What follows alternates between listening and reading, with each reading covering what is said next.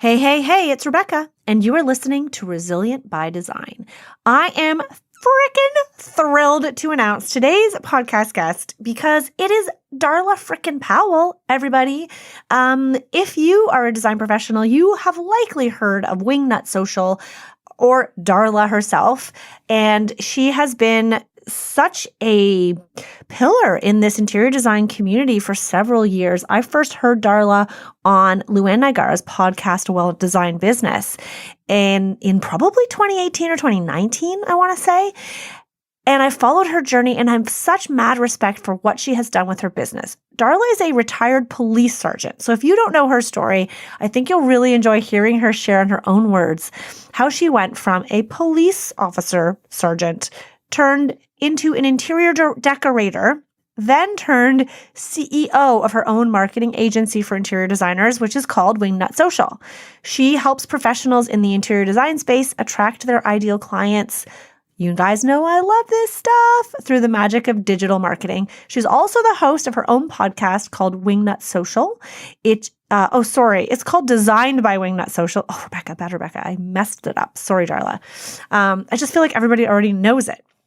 It is a top-rated industry podcast. It has been live since 2018. So, guys, you are in for a really special treat today. You're going to love diving into all things marketing, especially Instagram marketing right now in today's world with Darla Powell. Enjoy this episode.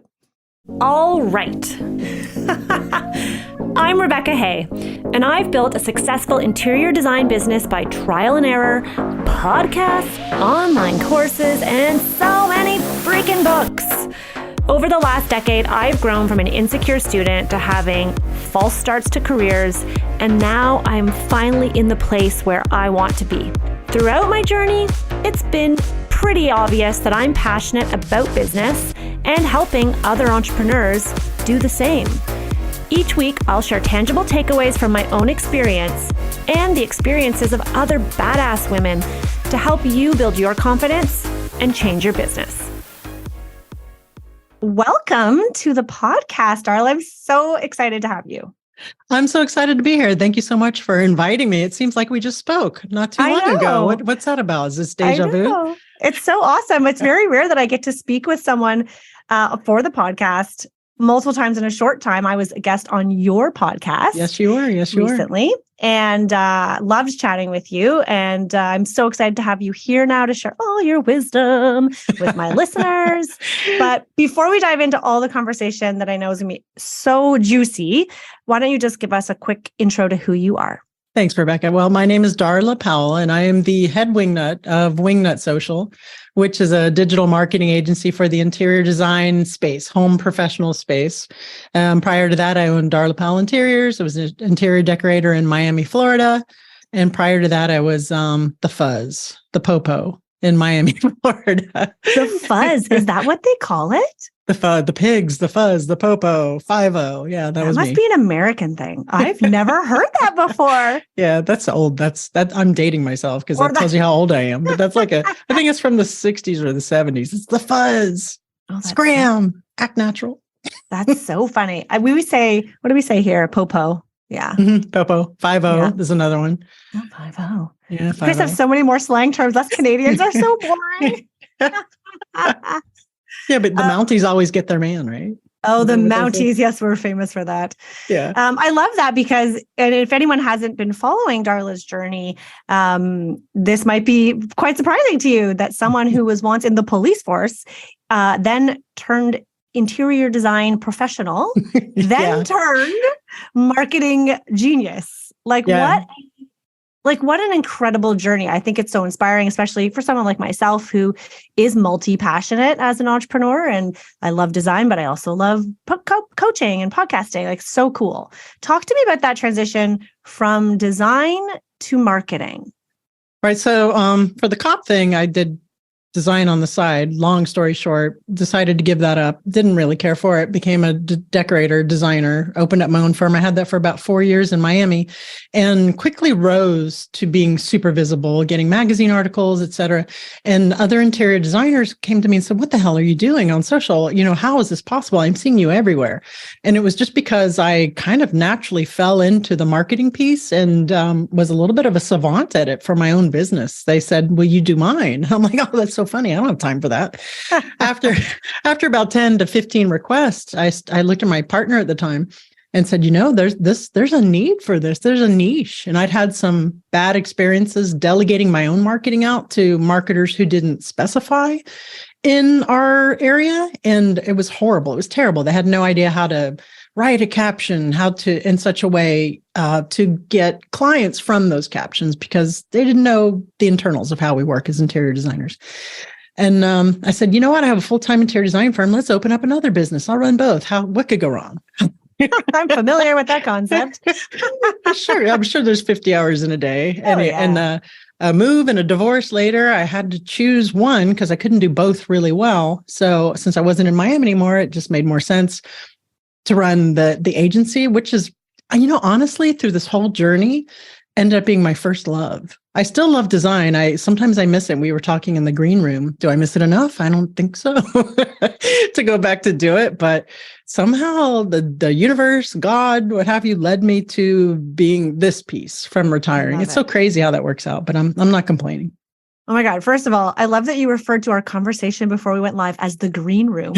Yeah. You just made me sound so fancy to all my listeners. Hey, this is professional. Yes, I know. If only they knew. That's amazing. But you know what? That really resonates with me. As you know, we chatted in the green room offline about that idea of that, like being multi-passionate and being passionate about one thing, but then also being passionate about something else that then turns out sounds like it was calling you more so than the other. And that's sort of where I feel I am. Like I love design. I'm doing my design projects, but this helping designers and coaching them with programs and the podcast and the community, it just really calls to me. Yeah. So I love your story. It's so inspiring. I'm like, if she could do it, I could do it too. I love it. I appreciate that. So you've been doing the marketing thing for how long now? 2018. I want to say, was it podcast or 2018, Wingnut Social in August of 2018. And the podcast is about the same. We have like 300 and some odd episodes going on. Wow. I'm not much of an anniversary girl. Clearly. My fiance can attest to this. But I want to say, what is that? 2018 to, what is that, 5 years? I just count on my fingers, 19, 20, 21, 22. It's 2023. That's 5 years, lady. It'll be 5. Yeah, that's a long time. Wow. Yeah. I'm getting old. Congrats. Not on the old part. But also congrats on that. We should celebrate all of our milestones. One of the first times I ever heard of you was on Luann Nigara's podcast, A Well-Designed Business, was probably back then in 2018. Whenever I think I stumbled across her either year 1 or 2 into her podcast. And I remember just being so mystified by this idea that you could take someone who is a police officer to then go, because I don't imagine it's very creative, to then being creative and then to sort of watch from way up here in Canada, that journey. And I would just get tidbits of like going into marketing and thinking, oh, wow, like look what she's done. This is amazing. And now you are helping designers with their marketing. Yeah. I did the creative thing before I became a cop. Actually, I fell into being a cop because they were hiring. I was one of these, I was doing sales. I didn't have a college education. This was back in the 90s, right? Yeah. And I was bouncing around and I saw an advertisement and I'm like, well, that's a job. Yeah. So, but I grew up like all of us, right? Decorating our homes. My mom had gift shops and antique shops, and I helped do window displays and things for her. And I kind of just came back to that and started designing for friends and colleagues and realized, man, where did this go? I used to really love this. Oh, sorry, my heater just came on. Oh, I didn't hear it. Your audio Okay, setup good. is so sublime. So I'll just share to our listeners here that when I was a guest on Darla's podcast, she noted that I was using my microphone all wrong. So Yeah. for all these years, it's not that many years, for 2.5 years, guys, I've been recording this podcast. It wasn't until I interviewed with Darla that she corrected my microphone usage. I'm so embarrassed. Yeah, you were talking to the side of it because your husband said that's how you do it. So let's just leave that there. Yeah, well, we're not going to dissect that any further. We'll save that for the green room. Anyway, before my heater came on, I can't remember what I was saying, but it's something like I was passionate about it and just really kind of returned to it. So being a cop wasn't that creative unless, you count how different ways to arrest people, which we could get kind of creative. There's another story, another show. But yeah, just returning to it, it was good. It felt good. That's so cool. So, and as you know, a lot of listeners are they're all design professionals. Sure. And a lot of our listeners and design professionals in our community are doing this not as their first career. So I find it's always so inspiring and interesting and motivating to hear of somebody else who dives into design as a second or third or fourth career. So I think it's really neat to see that it doesn't matter how old you are or what your background is. You can do it. Like you can start a decorating design firm. You don't need to have education. You don't need to be registered. You want to educate yourself, of course, and bring on the right people. But I think it's so inspiring. But we're not here to talk about that. Can I ask you a quick question about that? Yeah. In Canada, I'm just curious. You don't have to be registered. In some states in United States, you do have to have something. I don't know. In Florida wasn't my case. But I'm just curious. It's province dependent, so probably similar to the US, depends on the state. Oh, okay. Okay, cool. You need to be registered if you want to call yourself an interior designer. But decorator's good to go. Decorator's fine. Design professional is fine.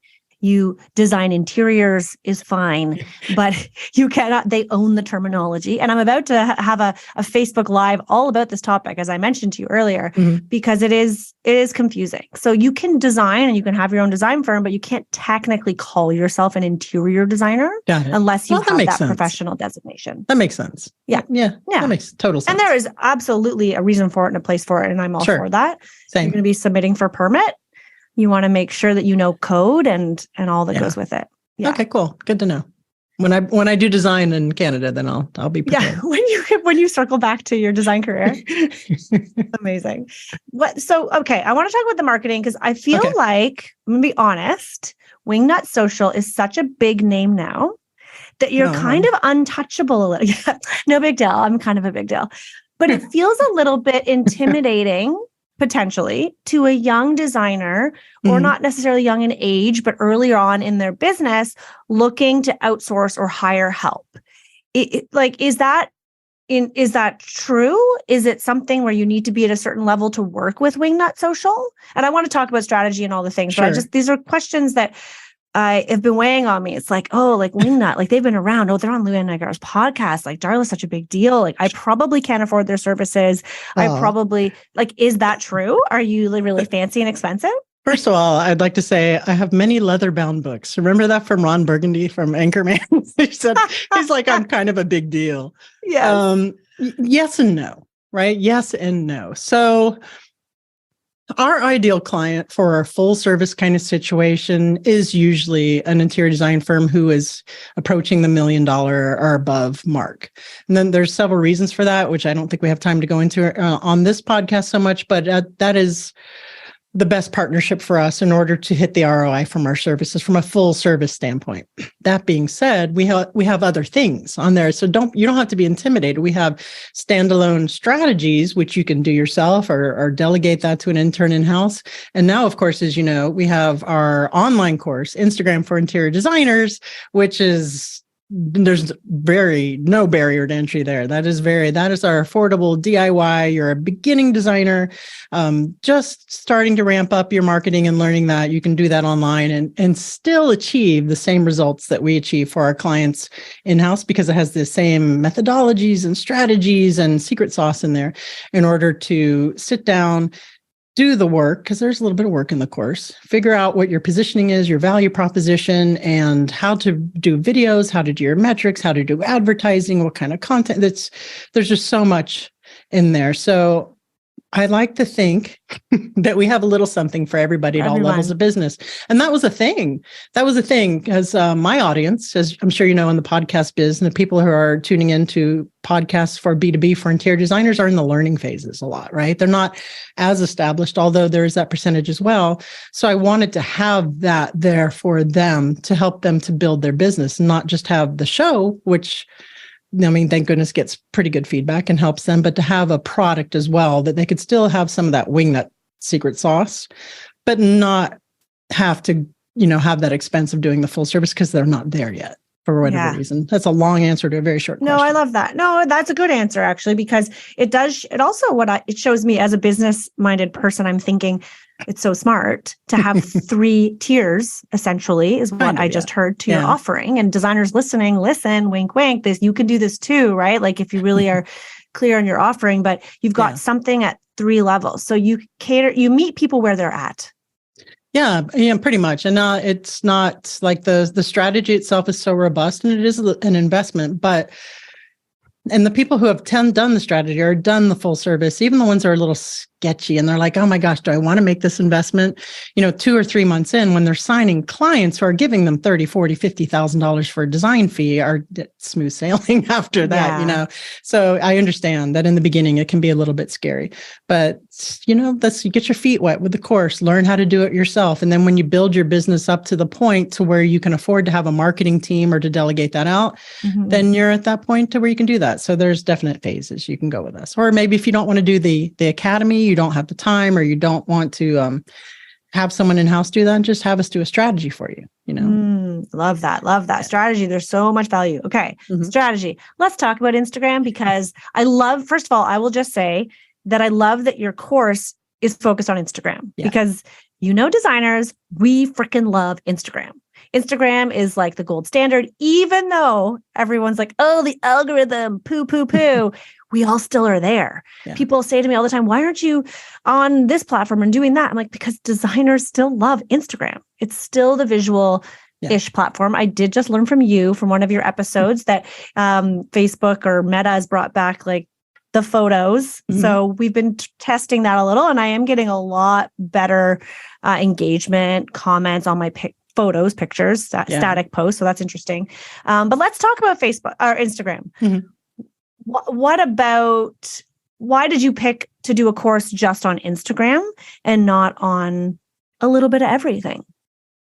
Because we want to be really specific, right? And to start out, we're going to have follow-up courses for other channels if that's your jam. But I thought that the most helpful first course would be the channel that gets us the most results for our clients. So if someone's out there taking a course for social media marketing for their business, we've seen the best, biggest, most results with Instagram for our clients. Now, there's always the commercial designer who does well on LinkedIn. There's the really someone who's on video who does terrific on TikTok, but that is the bread and butter. And 90% of our clients, that's what we're managing for them as their main channel is their Instagram. Amazing. And that's where they're getting leads, and that's where they're getting clients from. And you'll even hear, if you listen to my podcast, which designed by Wingnut Social, because we're fancy like that, guests that I have on that aren't clients who just swear time and time again that Instagram gets them 80, 90% of their clients. So I thought that would be the most impactful and the most helpful.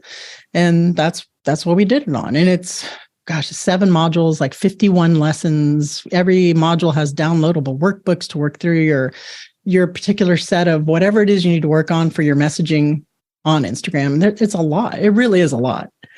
So let's talk about that. I'm super, super intrigued because you're saying that 80% of your clients get their leads from Instagram. Well, I want to hold on. I got to get my brain out on paper. So because I feel like I'm speaking as the collective community of designers that I'm hearing their voices in my head, and what they're thinking is, I don't get qualified leads on Instagram. Yeah. Instagram is tire kickers. Instagram are people that want DIY. Instagram are people who can't afford my services.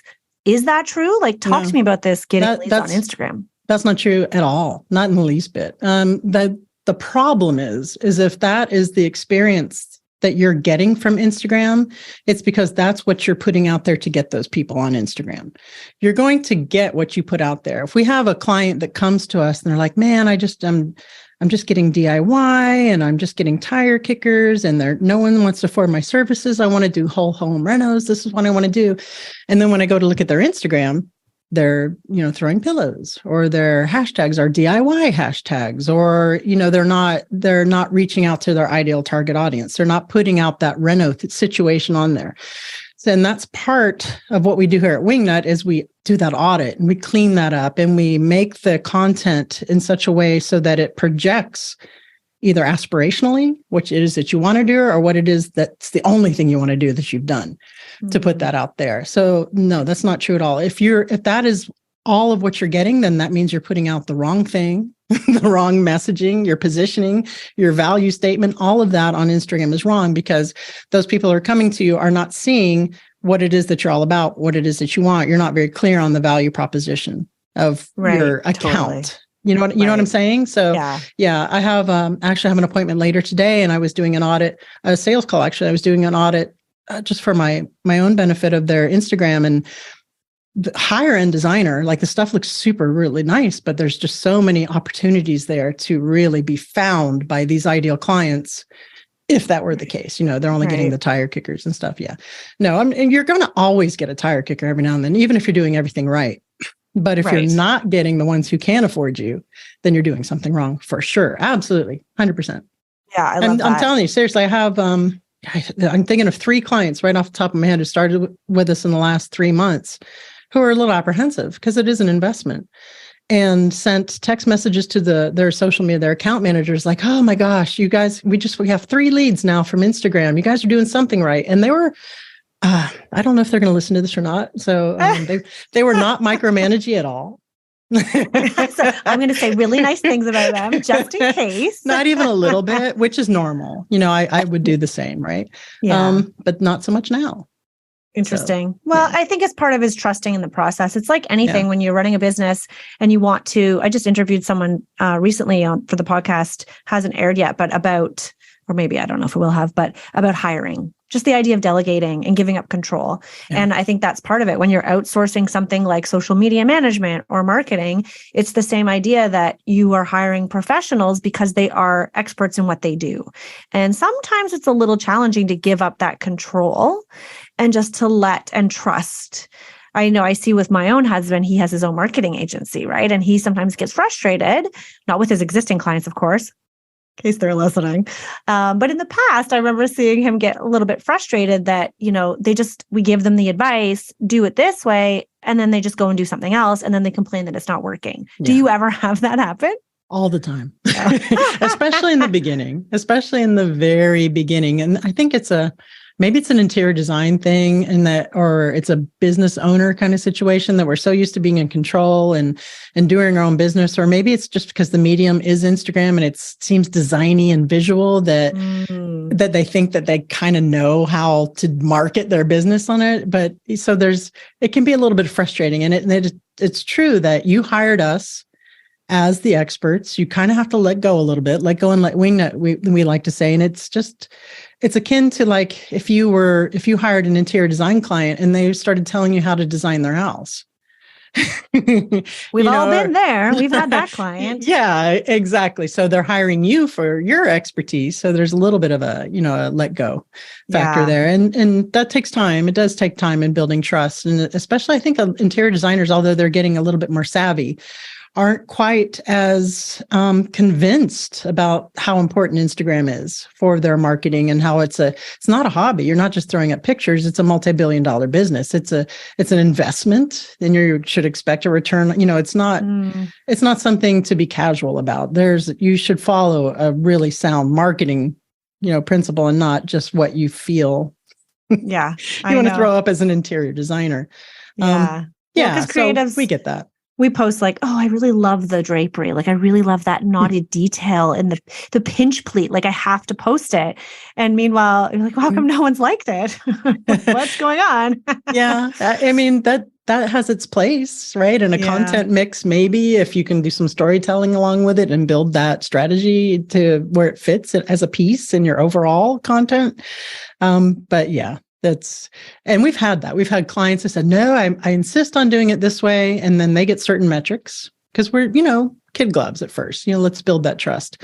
And then we'll say, how about we throw in 2 or 3 posts a week of how we know best practices that this is going to work and that's how it should work. And okay, yeah, I trust you do that. And then those get crazy metrics. And then they're finally are like, okay, all right, we get it. Take over. Here you go. Yeah. There's a reason I was hired there. you. I was there, so I get it. I understand. I'm still a little bit of a control freak now. For me not to micromanage sometimes within the agency, I have to remind myself to let go. And yeah, I think we all do. I think that's a good lesson, Yeah. constant reminder and just in life, right? Yeah, for sure. Yeah. So what are the big mistakes you see designers making when they use Instagram? The number one mistake that I see is not putting themselves out there. That's the number one mistake I see. And that's one of the biggest things that you can do in order to get your ideal client. Going back to your thing about the tire kickers or they're not getting their ideal thing, is just to get on there, do a site visit, show your face, especially if you're the face of the agency and excuse me, and it's your brand. They want to see what it is to work with you. And you can actually get on there and say, here we are on this build, and here's projects that you actually want, and get the attraction of those clients. And they're feeling what you're putting down, and they're saying, do I like this person? Do I vibe with this person? So then that actually gets you 2 things. It gets you clients who are going to like you and clients you're going to like. Well, that's also important. They can't just like you. You want to like them too. Yeah. I like that. I like that distinction. Yeah, for sure. And clients are resistant to that. My wingnut clients are resistant to that because it's uncomfortable to put yourself out there on video. We're all our own worst critics, right? But it's a game changer. Once you do and you get out there and put, even if it's just one video a week, talking head video, introducing yourself, the kind of projects you like to do, what it's like to work with you, something interesting along those lines, people dig that up. And I think that we tend to think, oh, no one's going to care what I think or what I want to say. Nobody wants to hear that, but they do. They really do. Yeah. They're following you because you're not a celebrity, but kind of like a celebrity in that little space on your Instagram channel. They want to see what it's like, the life of an interior designer, what it's like. Because we take it for granted, a day in the life of, it's not that glamorous, right? But they're not in it, right? Yeah. So yeah, they want to see it. And we get used to the things that we do every day too. I know I feel like I've fallen into that trap a little bit since the pandemic. Before the pandemic, I was so active on Instagram. I was always storying where we were at, where we were doing. Also, since then, my business model's changed a little. I'm a little less hands-on. And so I'm not the one on site all the time. And so I'm not really posting that. And I noticed there's a shift in how it comes across. And I see other designers doing it. I'm like, oh yeah, I remember when I used to do that. It was so successful because clients, and I've said this before, I don't know, probably on the podcast, actually, I had clients of mine as guests on the podcast. And we talked about one of the reasons that they chose to hire me. Mm-hmm. And it was they said, because they were interviewing several designers at the time, and they had said, we checked out your website. Obviously, we loved your work and your Instagram, but we really enjoyed following your stories and your YouTube. Because at the time I was extremely active on YouTube. I haven't been since 2020, but I would do a video a week, and it was behind the scenes, me really like not sugarcoating it, saying, here's what went wrong. And they said the top reason that we've selected you, Rebecca, is for 2 reasons. One, you didn't sugarcoat it, and you were honest about the realities of a renovation. Yeah. So we thought, this is a girl who's going to be a straight player. She's going to tell us like it is. And 2, we liked your personality, and you seem like someone that we would enjoy working with. Yeah. And I couldn't, when they said that to me in the consultation, or it was after the consultation, I think, after they had hired me, and I thought, oh, because for so long, people would tell me, Darla, why are you doing that, Rebecca? Why are you putting yourself on? And nobody wants to see or hear what's going on. Like, nobody wants to hear you complain about not sleeping all night. Like, I was a new mom at the time, right? So I was like, I haven't slept. But that was what made me real and relatable. Yep. And they're like, why are you doing all these YouTube videos? It's taking so much time and energy. And I had even a publicist at the time tell me, like, no, you should be doing how-to videos and how to decorate this and and I was like, that doesn't feel authentic to me. I just want to share what's happening in my life. And so for me, it was super validating to see that sharing what's going on, like the life of a designer. And now more and more designers do that. Mm-hmm. but I think there's still a huge room for improvement, a huge opportunity for a lot of designers to put, it's scary, but to put themselves a little bit out there. You don't have to go to that extreme, but yeah, it is, especially when it's your name is on the door, you're probably the person who's going to be engaging with that client directly. Yeah, that I agree. And it doesn't surprise me at all that was the response from the people who hired you, because it's hiring somebody to go in and design your house or decorate your house is a very intimidating thing. It's your space. It's intimate. That ultimately the person you hire is going to come in and judge you, whether you're out doing it outward or not. So they want to know they're safe or that they like you and like your personality. So that's super important. The second thing that, of course, is something I think we already talked about or alluded to is just posting imagery of work, to the type of work that you don't want to do. Right. Like that's a mistake. People do that still. Even if you've done it in the past, you're just like, well, I gotta put something out there. If you put up the small decorating project, people are going to call you for small decorating projects. That's not what you want. So yeah, you just have to be very strategic. Do you think it's because designers want fresh content, and so they don't want to repeat imagery? Like, what's the deal? Like, is it okay just pulling from, it is, if a year's gone by or even sometimes 6 months, you can always archive the old one and, throw up a new one if you're really thirsty for content. But there's a whole myriad of things you can do. It doesn't always have to be imagery of your spaces. It can be testimonials. It can be a head-to-head video of you introducing yourself or showing a flat lay or something that you can do that day. There's so many different things that you can do that don't have to be images of your design work if you're short. If you're a newer designer and you don't have a lot of stuff. And that's one of the things also that we cover in the course are the content pillars and what do you put up as a new designer versus what do you do as a seasoned designer, and what does that percentage of mix look like? And there's a whole strategy there, but you have to go outside of the box a little bit with content. And maybe you're not posting every day. Maybe you're posting 2 or 3 times a week in the beginning, if that's a thing for you. And some designers have issues. Some designers love it, but you can also post other people's designs with their permission as aspirational work, as long as you're giving them credit, tagging the photographer and all that. And they said, yeah, sure, knock yourself out, which is a terrific way to grow your account and to grow the other person's account. And people who are savvy and know better have no problem with it, right? They're like, oh, this is a mutually beneficial relationship. Right. But some designers aren't okay with that. And that's perfectly fine too. It just depends on your comfort level for that. I feel like that's a hot topic. It's a super hot. Yeah, it is a hot topic and it has been forever. Yeah. So if you don't want to do that and you don't like doing it, then don't do it. But as long as the other person has said, yeah, sure, that's fine. Go ahead. Now, I will say, don't post your competitors right in your market, their work, and that could bite you in the butt. You have to use some common sense there. But collaboration over competition, rising tide, and all that, there's a lot of truth to that. And when it comes to digital marketing, though, search engine optimization and digital marketing have to be a little careful about the competition aspect of that and be smart. Right. But that's a super good way, especially if you're a newer designer, to show potential clients your aspirational work, the kind of design you would like to do, the kind of design you're capable of, if you don't have that imagery altogether. But never do it without getting permission and proper attribution. Credit. Yeah. I think that's a really good point. Designers ask me all the time, like, is it okay? Like, should we not post? It should all be my work. But I do think there's some merit in inspirational, aspirational images, because sometimes when you're starting out, you're not doing the projects you want. You're stuck doing the basement playroom using IKEA. And you did the best you could with it. And it looks so good for what it is, but know you're capable of more. And if you keep posting that same IKEA basement, then you're going to get more people. And I share this all the time in my courses and on the podcast. And you and I briefly touched on this, was my stint in HGTV. Yeah. And I talk about to designers all the time that I kind of got labeled, and I was in this client loop, this like budget friendly client loop, because I was posting all the time that I was like, so this is so cool. I'm on Property Brothers and here's Scott McGilvery and we're all friends and this is amazing. Here's this project that we did. And so people saw me as a budget friendly designer.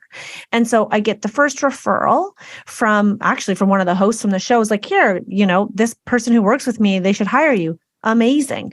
Then that person referred me to one of their friends. same snack bracket, same desire for budget. And it kept happening. And it was really hard to break out of that loop because until really, honestly, I stopped doing television, I just kept getting those same repeat clients. And it wasn't just the pictures, it was the things that I talked about.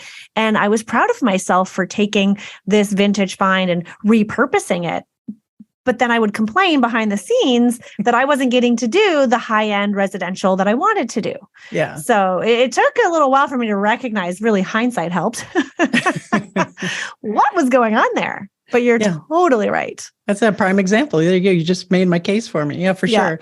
That is so cool, though, that you're on HGTV. And there's a lot of designers who that would be their wheelhouse. That's all they would know, to be happy doing that all the time. And Betsy Helmuth has made a whole career of affordable interior design. She has a very popular podcast and business revolving around that. But if that's not what you want to do, then I see why you wanted to like separate yourself from that and start putting out some higher end stuff. And to get that first client who's going to sign for that is tricky when you're only known for doing the DIY stuff. So the aspirational stuff is it's a no-brainer. It really is.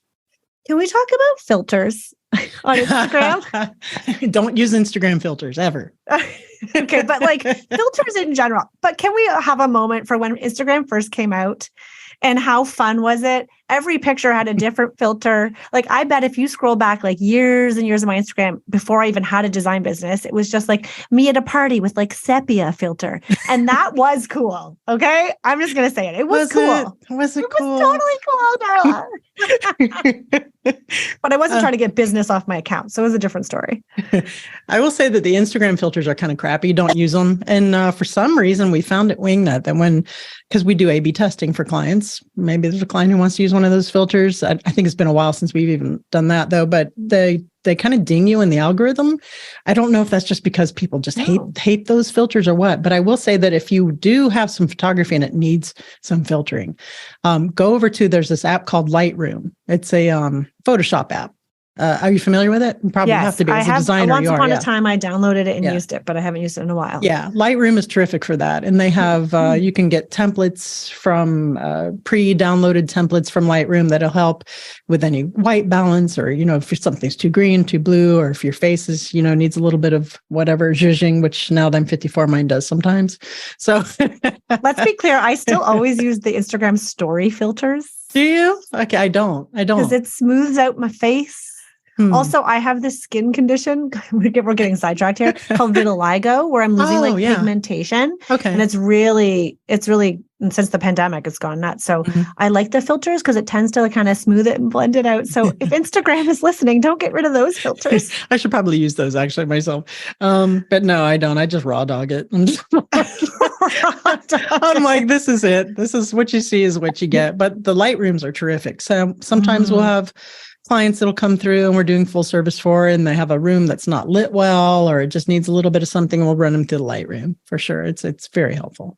So what would you say to because seems to be this trend, and I mean, it's not really new anymore on Instagram, where everything is really muted and soft. Yeah. It used to be everything was white and fresh. And I know that design trends are shifting and that's normal. Do designers need to copy those trends that they're seeing in order to be considered legit or desirable? Or does that matter less than being true to what your client wants? I wanted to have that conversation because I've had some designers say to me, should I filter all my photo shoots now so that they're like darker and creamier and softer, a la Amber Interiors? Should they? Because I've seen a lot of designers kind of go that route. I'm curious your thoughts on that. So I always like to say authenticity over trendy for sure. And there was that whole millennial blush and that whitewashed, super muted Instagram thing. And just like every other trend, people got sick of it. They were tired of it. I'm so tired of seeing the same old thing. Then rooms were dark and the saturated and the jewel tones came out, which was more authentic and better. I don't think that's going anywhere, actually. I still personally love rooms like that because they're not filtered, they're authentic. I think that the most important thing is to make sure that your feed is consistent. You don't want to have a color balance in one picture that's certain, that's off, and another one. And I think that that's what they're doing right with those trendy feeds, is that the consistency of the white balance. And this is a tip I got from a good friend of mine, Kate O'Hara of Martha O'Hara Interiors, and she'll put her pictures through Lightroom, and she'll just make sure that the white balance in all of her photos are the same color temperature. So even if you have a traditional or contemporary or whatever through your whole feed, that it's going to look consistent because the white balance is consistent. But unless that is authentically you and you're that, that's your aesthetic, I'd rather be truer to myself, maybe grow my account slower if it's trending at a time and you think it's dinging you, which I would argue it's probably not, and get your real clients from it and real ROI and someone hiring you to do the work, than worry about getting followers who want to just follow, the millionth trendy designer with the same whitewash look. Because then when the trend is gone and you want to be authentic, shifting over, you're going to be like, it's just not going to look. Yeah, totally. You know what I'm saying? I just be true to you, but definitely there is something to be said about having that consistent color temperature through your work. I like that distinction between matching what's trending versus just being consistent in your visual. I think that's really important distinction. I like that because it's inauthentic, in my opinion, to say, well, this is like Chris Loves Julia and Amber Lewis and you fill in the blank are doing this moody, dark vibe like that. Yes, that might be the trend. But if you don't like to do that design, then don't start putting it out there, because then people are going to want to hire you to do that. Yeah, exactly. Right? Just to our earlier point. Exactly. So I think it's more important to stay the course, be authentic, be you, build an audience who likes what it is that you're doing, not just that you're mirroring other people, what they're doing. I mean, Amber Lewis and people, they were authentic in the beginning, right? And they still are. I'm not saying they're not, but I'm just saying they kind of pioneered those looks. They're huge. They have so many, followers, and people are copying them. Yes. Yeah. You know what I mean? So set the trend yourself. Yeah. And, it's funny, when I was first really trying to establish, like, what is my look? Because I think when you start as a designer, so you're still testing the waters. Sure. And it could change. It does change. I think it totally changes. Yeah. But, I got to a point where for me, in my design aesthetic, I was using a lot of blue because I love like a nautical, I like a coastal vibe. Nice. I like New England. Like, that's my dream passion. I love that. And so I was starting to use a lot of blue. It just sort of happened. And I'm going more into a green phase right now, but blue lasted for a while. And I remember my uncle coming up to me at a street party.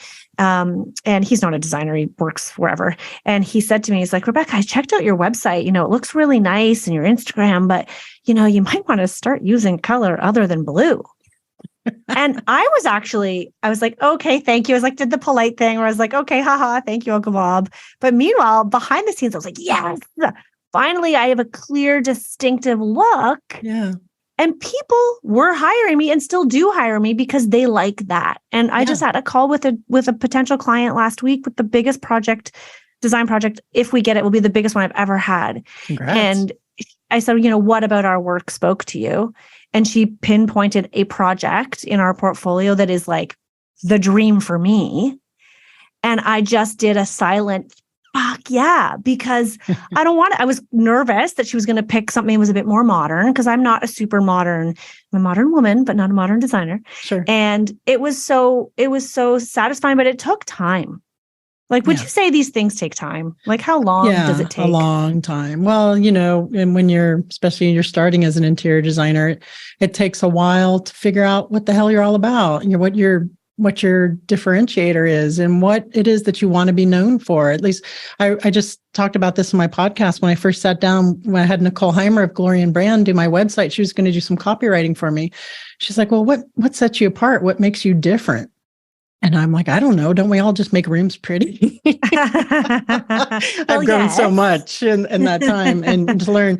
And it was just a little bit of a journey to figure out what that aesthetic is and what I wanted to be known for while I was still doing the interior design side. So yeah, it takes time and it can always change. When you're talking about, you had a blue period, I was thinking Picasso. I mean, look at artists. They all have their, they all go through their things too. It's what we do is art. Yes. After all. So I think that that's pretty reasonable. And I think that if you go through any artist throughout history, their aesthetics, the style, the way they do things change through the years. So I don't think that's unreasonable. I love that comparison to artists, actually. I have a painting downstairs that's like this signed print. It's one of the group of 7 Canadian artists. And we were doing a photo shoot at my house last week, and the stylist was like, oh, that's an AJ Casson? That doesn't look like his style. And I said, well, yeah, you're right. But what I learned when we got the piece is that it was actually his early years. And it was a stylistic choice at the time that then he changed direction. And hearing you say that right now, Darla, just got me thinking about how, especially great artists, they are testing and trying, and you have to sort of follow and improve your craft and change how you do things. I think it's okay to still be constantly figuring it out in a way and constantly growing. Yeah, I think that the day you're not growing, you're dead. So let's keep growing. Yes. All right. On that happy note, is there any other mistake or anything else as it pertains to Instagram that we haven't touched on that you think would be useful to share? Consistency. Right. You have to stay consistency. Even if you're only posting twice a week, make sure you post twice a week. Don't not post for 5 weeks, 10 weeks, and don't say, you know what, I'm going to give Instagram a shot and do it for a month and be upset you didn't get clients. It is a little bit of a long game, right? It's like anything you do on an organic level marketing, whether it's search engine optimization, social media, if it's not paid, if you're not doing paid ads, which can be a quicker result, which is another show, it's an investment. It's an investment in time and consistency. And what we do is not a small ticket item. So people are watching us. They're watching to see how consistent we are, if we're going to stick around, looking at our longevity, and it's important to be consistent, to stay top of mind, because when they already spend 100 grand, 200 grand, whatever it is, then you're going to say, oh yeah, Darla Powell. That's right. She's a designer. I've been following on Instagram. She posts every 3 or 4 times a week, whatever. Let me go look at her account. Let me message her. Bada bing, bada boom. But that's not going to happen in 4 weeks. It's not going to happen maybe in 8 weeks or 12 weeks of being consistent. It takes time because you're building. This is cliche, and I'm sure you've all heard it before. You're building that know, like, and trust, and getting to be top of mind. And that's not going anywhere. That's always going to be the case. So you have to be consistent. I mean, that's something that I know so many of us struggle with, because I hear designers say all the time, and I completely can relate to it. Like, I'm really busy. I'm just so busy. And so I intend to do it, but then something more priority comes up. Like, I'm not going to prioritize posting on Instagram when my client's calling on the other line. Yeah. Do you have any like tips or tricks for people to make time? Do you recommend people set aside time once a week or batch content in a month? Like, do you have any sort of rules of thumb there? Well, we like to batch content 2 weeks at a time, just to make sure that we're timely. If anything, news events or any current events happen, we can, adjust it as needed, but definitely get some kind of management planning thing, whether it's Hootsuite, which is pretty affordable, Sprout Social, we use eClincher, and then just time block, set aside however many hours it's going to take to put out, however many posts you want to put out over the couple of weeks, and schedule them. So you don't really have to think about them. The only thing that you'll have to think about is making sure that if people comment on it, that you have to get in there and comment back, it's a little time consuming and a little bit of, you have to go in there and have to do it. But that's certainly a huge important piece of it, to make sure that if people are taking the time to comment, that you're responding to them and letting them be heard, so you can get that conversation going. But yeah, if you're just starting out like that and you're inconsistent, I mean, finding the time to do 2 weeks worth of content too could still be a challenge. Maybe it's a weekend kind of situation. Yeah. I'm sorry, I'm saying a lot. I'm out of practice here, but yeah, definitely. Sorry, no edits happening here. No edits on this podcast. Damn it. So that's what I would recommend for sure, or to delegate it out. Yeah. I mean, I can be honestly, like when I was doing it myself, it was a lot. It wasn't until I had an assistant helping me. And I try to remind people all the time that a lot of the times you're comparing yourself on Instagram to people who have help. Like designers are often like, oh, and we go down these freaking rabbit holes of just despair of, oh my gosh, look at Judy from like across town. I made that up. I don't know what Across Judy. town Judy. Across town I hate her. Judy. I hate Judy. Damn that Judy. Always has a perfect feed and she posts regularly and it's so beautiful. And she uses trending audio. And how does she do it? Well, Judy has like a technical assistant, a VA, or an assistant, or whatever. Or Wingnut Social, yeah. Or she's working with Wingnut Social. So you should be blown away. Yeah, it's just so hard. And I fall into this trap. We all fall in this trap from time to time, but don't compare yourself to other people.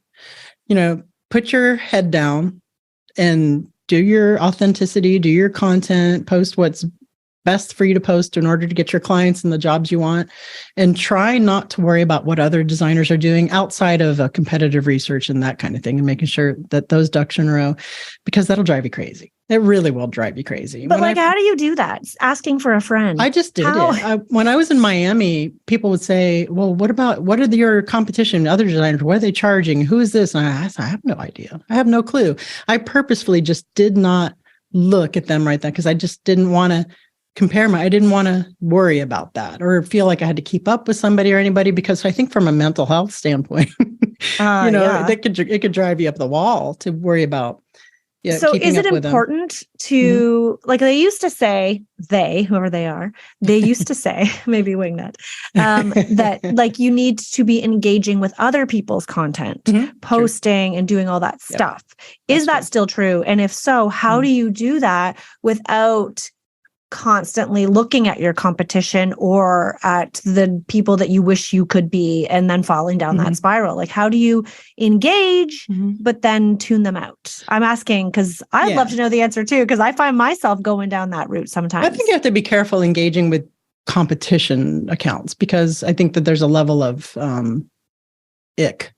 Heard it here first, everybody. Professional term for. But what you do want to do is engage with accounts where your ideal clients might be hanging out. If you're a designer in your local areas where you get clients from, if there's a popular restaurant or a coffee shop or things like that, or maybe it's a philanthropic site or something where your clients hang, maybe it's a yacht club or golf club or anything like that, that's where you want to be commenting and getting eyes on your content or reaching out to that. I wouldn't, that's fair game, right? I wouldn't go to a competitor's account and engage with them unless they're being supportive and rising tide and all that, which is another thing you can do. And that happens.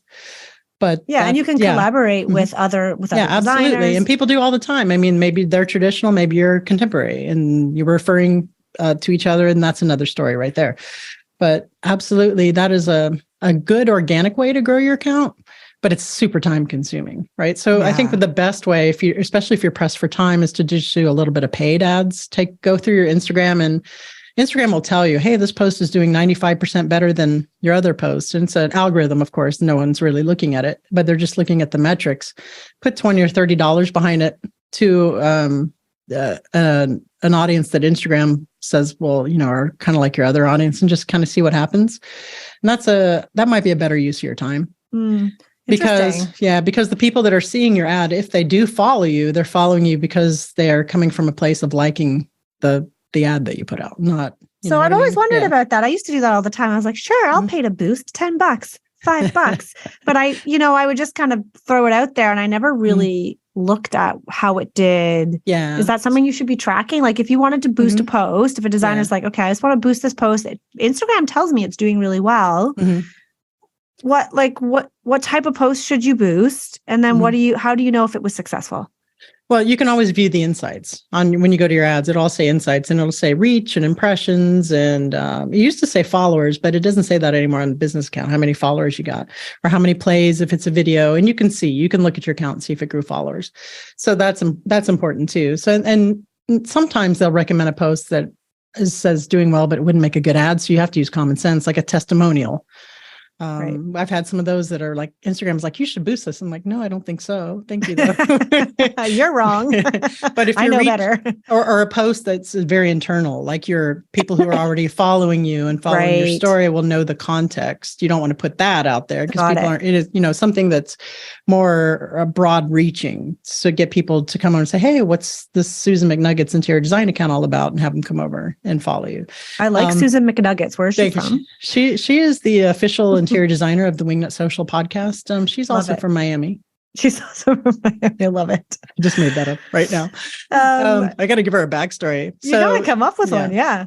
But Okay, that's good. The boosting that you can do straight through Instagram is very generic, right? If you really want to get down and into the weeds, you go through Facebook Business Manager, Ads Manager, the Meta platform, and then you can really super hone in, laser focus, target your audience that you're looking for. Yeah. Those people who aren't the tire kickers, those people who have the income, those people that live in your area, those people that, which is 10 more episodes, which we actually cover this in the course as well for the advertising. But the simple one is, here's $20. Let's see what happens. Yeah.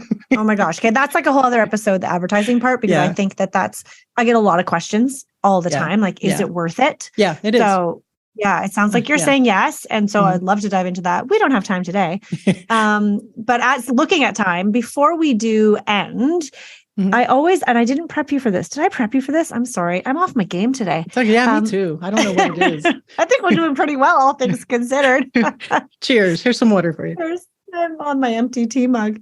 A nugget of wisdom. I always ask our guests on this show to share a last nugget of wisdom. It can be re-emphasizing something we've already talked about because you think it's just so important, or something we haven't even touched on that you think is a really useful last takeaway for our listeners today.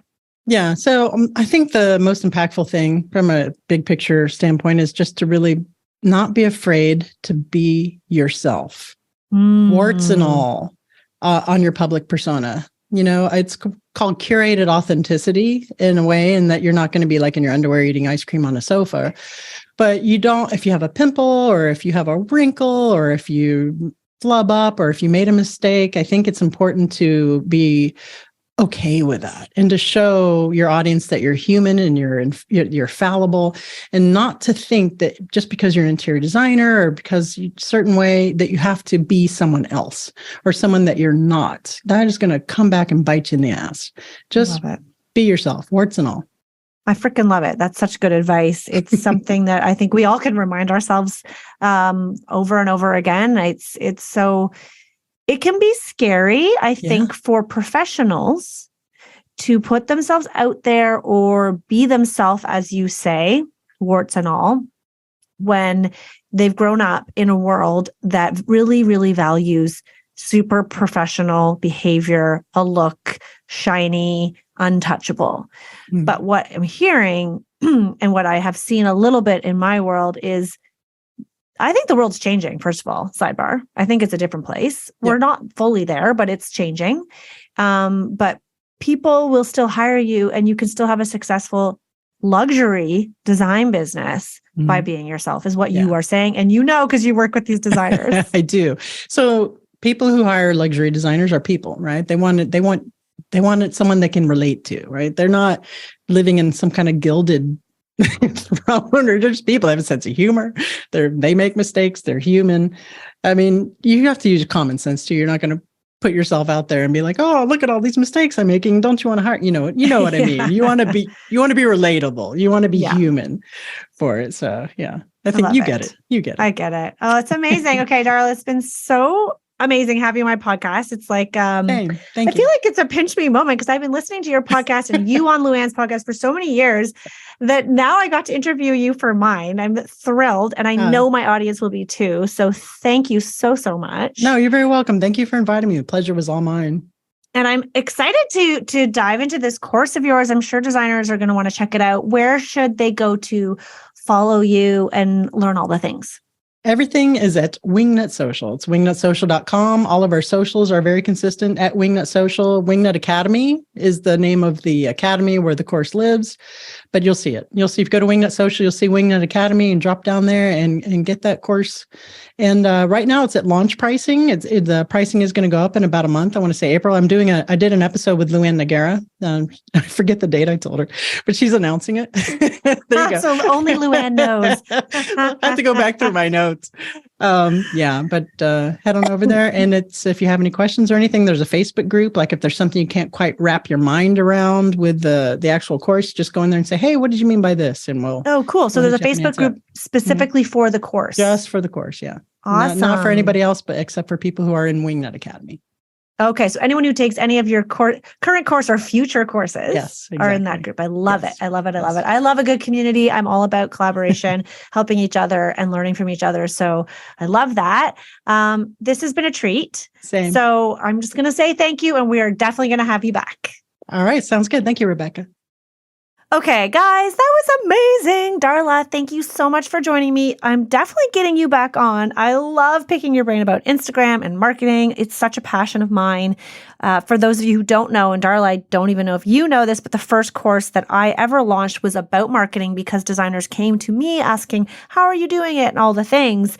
But then I quickly learned that process was also a passion and designers needed help with that. So that's where I ended up going. But so I feel like the marketing piece is always there for me. It's always interesting. I'm always intrigued by it. I always love learning about it. And you do it for a living. I hope you guys enjoyed that episode because I know we get a lot of questions inside our Designer Meetups Facebook community about social media, marketing. Do you need paid media? I thought that was super interesting. Don't you think that Darla said, yes, pay to boost your post, pay for ads? I think that's the first time I've heard someone say that to an interior designer. I'm super intrigued about that. I loved her take on consistency and, staying true to yourself. Her nugget of wisdom, like, holy heck, guys, right? We all need that reminder every single freaking day. I feel like I'm saying freaking a lot in this podcast. I'm a little under the weather if you couldn't tell from my voice. Anyhow, if you enjoyed this episode, please give me a DM on Instagram. If you want me to have Darla back, what would you want her to talk about? Let me know. Go check out her Instagram course. I'm pretty tempted to buy it myself. It sounds like it is going to be full of loads of wisdom, lots of actionable advice, and she's got that experience under her belt. So I would believe everything she tells you. Okay, guys, enjoy the episode. Did you? Oh my God, guys, I'm signing off. Guys, some days aren't perfect, and that's okay. We are all only human, and I feel like of all the episodes, this is the one for me to go off the rails because Darla gave me permission to just be myself. Okay, guys, I hope you enjoyed that episode. I'll see you soon.